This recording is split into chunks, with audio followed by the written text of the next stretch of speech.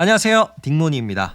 오늘은 좀 재미난 역사 이야기를 준비했어요. 제가 얼마 전에 와인앤모어라고 해서 왜 술을 모아놓고 파는 곳에 가봤는데요. 이 매장을 쭉 둘러보다가 굉장히 유명한 역사적 인물이 맥주병에 그려져 있는 걸 발견을 했습니다. 듀체스 드 부르고뉴라는 벨기에 맥주에 그려진 여성인데요. 이 여성분의 정체는 바로 황제 가문 합스부르크 왕가의 며느리이자 부르고뉴 공국의 어마어마한 상속자 마리였습니다. 지금부터 이 맥주병에 그려져 있는 상속자 마리의 이야기를 소개해 드릴게요. 나중에 가벼운 술자리에서 한번 써먹어 보실 수 있을 테니까요. 오늘도 끝까지 함께 해주세요. 그럼 시작합니다. 때는 1470년대에 있었던 일이에요. 1477년 부르고뉴 공국이라는 오늘날의 벨기에 땅에 있었던 조그마한 나라가 있었습니다. 이곳은 땅이 굉장히 좋아가지고 유럽에서도 손꼽히는 부자 나라 중에 하나였어요. 그런데 당시에 부르고뉴 공국의 왕 샤를이 1477년 전쟁을 하다가 죽어요. 자, 그러면 이 왕의 자리는 어디로 가게 될까요? 맞습니다. 바로 샤를의 유일한 자식이자 맥주병에 그려진 주인공 20살의 마리에게 돌아갑니다. 마리는 이 부르고뉴 공국의 풍요로운 땅을 전부 상속받게 되는데요. 근데 이렇게 어마어마한 땅을 상속을 받아도 마리는 마냥 웃을 수가 없었어요. 왜냐하면 다른 나라들이 마리의 이 부르고뉴 공국을 한번 차지해 보겠다고 계속 도전을 했거든요. 저 마리랑 결혼만 하면 내가 돈 엄청 벌 수 있을 것 같은데 군대를 보내서 확 결혼을 협박해버려? 네, 이렇게 못된 생각을 하는 사람들이 있었는데요.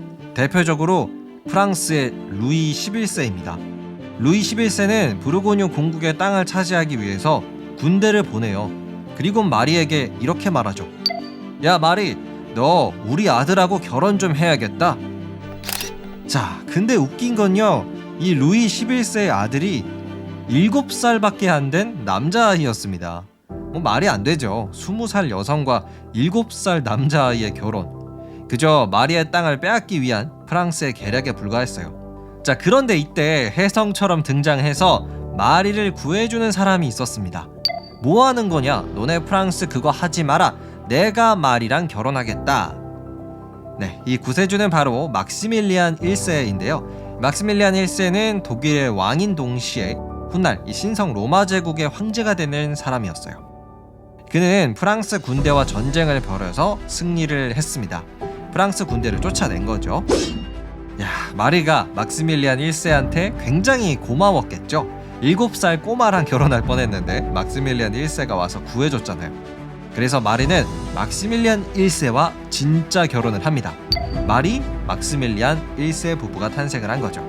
자, 그런데요, 부부가 된 마리와 막시밀리안 1세의 뒷이야기도 굉장히 재밌습니다. 마리랑 막시밀리안 1세는 결혼을 한 뒤에 아들을 한 명 낳았어요. 아들의 이름은 펠리페 1세였습니다. 아들 펠리페 1세는 별명이 하나 있는데 미남 왕이에요. 얼마나 잘생겼는지는 모르겠지만 펠리페 1세는 결혼을 굉장히 잘해요. 누구랑 하냐면 당시 스페인 왕의 딸이었던 후아나라는 여성과 결혼을 해요. 그래서 마리의 아들 펠리페 1세와 후아나도 이후엔 아들을 낳았는데요. 그 아들의 이름은 카를 5세였습니다. 카를 5세는 인류 역사상 가장 넓은 땅을 다스린 통치자인데요. 오늘날의 스페인, 네덜란드, 벨기에, 독일, 오스트리아, 남미 등 정말 어마어마한 땅을 다스리게 됩니다. 그러니까 이 마리의 친손자가 정말 유명한 통치자였죠. 아쉽게도 이 마리는 손자가 성공하는 걸 보지는 못해요. 그녀의 나이 26살에 말에서 떨어지셔가지고 좀 일찍 돌아가십니다. 하지만 오늘날에도 마리라는 인물은 벨기에를 대표할 수 있는 위인들 중에 하나라고 볼 수가 있는데요. 그래서 벨기에의 유명한 맥주 듀체스 드 부르고뉴에도 그려져 있을 수가 있었죠.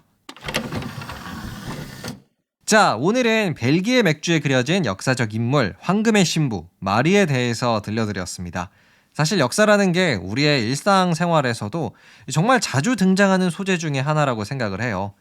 또 신기한 역사 하나 짧게 소개를 해드리자면요. 그 자동차 브랜드 중에 포르쉐 알고 계시죠? 이게 원래는 사람 이름입니다. 창업자 페르디난트 포르쉐의 이름을 따서 만들어진 브랜드인데요. 이 페르디난트 포르쉐는 1900년대에 독일에서 등장한 인물이에요. 근데 사실 이분은 히틀러랑 좀 친했어요.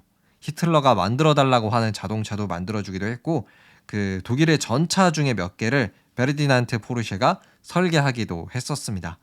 신기하죠? 정말 다양한 역사가 우리 주변에 숨어 있는 것 같습니다. 저는 더 재미난 역사 이야기로 돌아올게요. 오늘 재미있으셨다면 팔로우와 하트 꼭 눌러주시고요. 편안한 주말 보내셨으면 좋겠습니다. 감사합니다. 안녕히 계세요.